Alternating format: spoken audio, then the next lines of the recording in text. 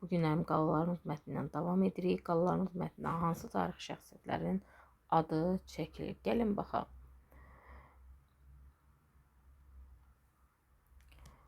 Bizim birinci Gələrsən Görərsən qalasında hansı tarixi şəxsiyyətin adı çəkilir?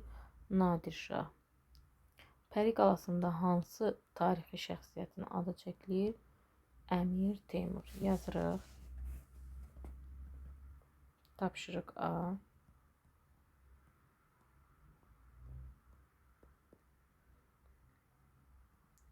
Nadir Şah, Əmir Teymur. Bizdən məlumat vərəqlərimizi B tapşırığını oxumağımızı istəyir. Doğum tarixi 1689, 1747, hökmranlıq etdiyi dövr Əfşarlar, hakimiyyət ili 1736-dan 1747-ci il. Əlavə məlumat olaraq Xorasanda sadə bir ailədə doğulub. Ana dili türk dili olub, böyük sərkərdə kimi şöhrət qazanıb. Hindistan və Əfqanistanı da işğal edərək böyük dövlət yaradıb. Bax, burada qısa məlumat verib, siz onu mətnə çevirin. Baxın, nümunə olaraq verirəm. Nadir Şah 1689-cu ildə Xorasanda sadə bir ailədə doğulub.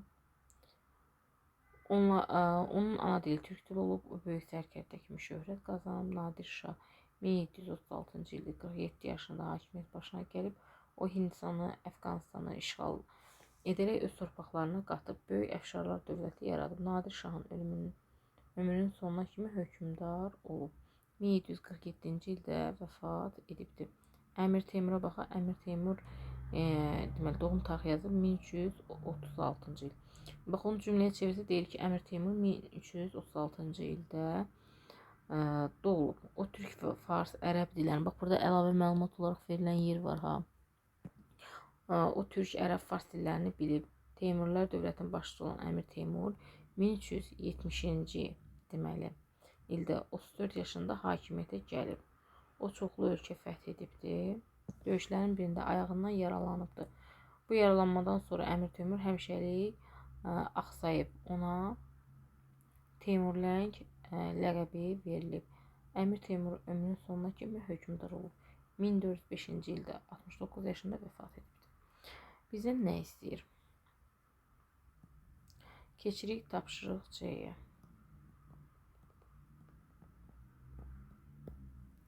Yuxarıdakı məlumatlardan istifadə etməklə aşağıdakı suallara cavab tapın. Hansı hökmdar əvvəl yaşayıb? Nadir Şah yoxsa Əmir Teymur? Gəlin doğum illərinə baxaq.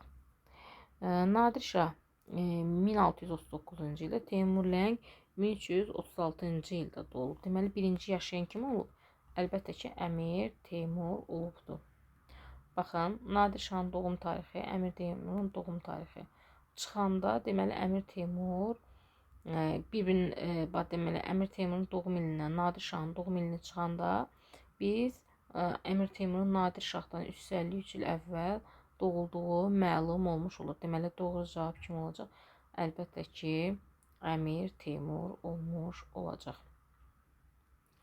Nadir Şah neçə yaşında hökmdar olubdur? Baxaq. Nadir Şah neçənci ildə doğulub? 1689-da. Hökmranlığı ilə nə vaxt olubdur? 1736-cı ildə. Çıxanda biz neçə yaşında hökmdar olduğunu təbii ki, tapmış olacağıq. Doğul tarixdən. Deməli, hakimiyyətə gəldiyi ildən doğulduğu tarixi çıxanda bilirik ki, 47 yaşında hakimiyyətə gəlibdir. Üçüncü sual belədir. Nadir Şah neçə il hökmdarlıq edibdir? Baxın, başladığı ildən, Nadir Şahın başladığı ildən son ilə qədər, hökmdar olduğu ilə qədər ildən başladığı ili çıxanda biz tapmış oluruq. Baxın, Nadir Şah 1747-ci ildə hakimiyyət, yəni vəfat edib, həm də hakimiyyətdən gedib. Çıxanda başladığı ili 11 il etmiş olur. Deməli, Nadir Şah neçə il hökmranlıq edib? 11 il etmiş oldu. Dördüncü sualımıza keçək. Əmir Teymur neçə il yaşayıbdır? Əmir Teymurun vəfat etdiyi ildən neyinirik? Vəfat etdiyi ildən doğulduğu ili çıxırıq, tapmış oluruq. Yəni, 1405-dən 1336-cı çıxanda 69 il ömür sürmüş olur. C tapşırığında isə bizə deyir, məlumat vərəqlərindən istifadə edərək qalalarımız mətnini genişləndirib nəql edin. Yəni burada gələrsən, görərsən qalası haqqında danışarkən içinə Nadir Şahın hakimiyyət ilindən, onun haqqında da biraz məlumat əlavə edib danışa bilərsiniz.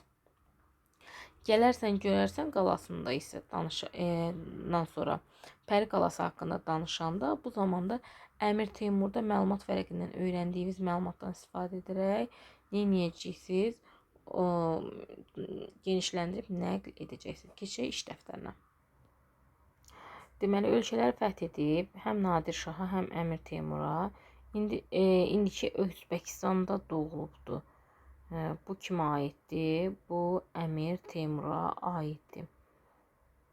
Daha sonra hakimiyyəti uzun sürübdür.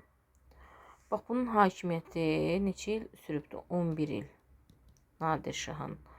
Bununkinin hakimiyyəti isə 35 il. Hansı daha çox sürübdür? Əmir Teymur daha çox sürmüş olubdur. Xorasanda anadan olubdur. Gəlin baxaq. Xorasanda əlavə Nadir Şaha aiddir.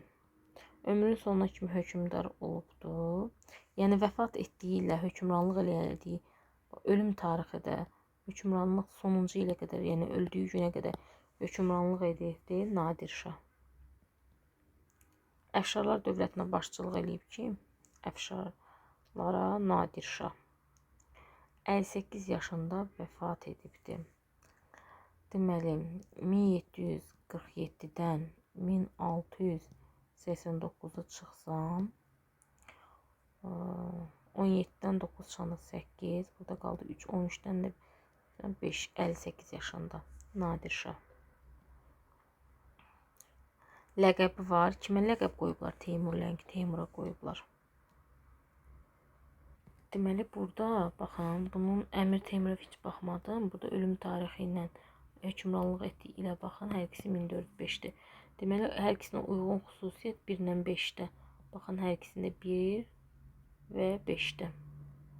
Hər ikisinə məxsus xüsusiyyət olmuş oldu. Keçək digərinə.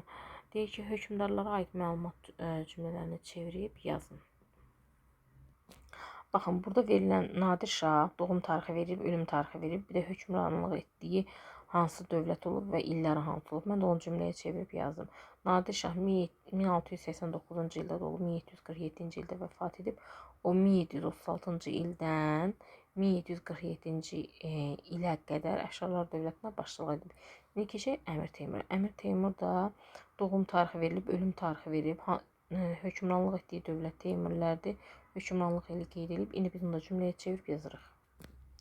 Deməli, baxın, yenə buradakı məlumat vərəqindən istifadə edərək bu cür şəkildə qeyd edirəm. Əmir Teymur 1336-cı ildə doğulub, 1405-ci ildə vəfat edibdir. O 1370-ci ildən 1405-ci ilədək Teymurlər dövlətinə başçılıq edibdir. Bu şəkildə yazıb qeyd edirik.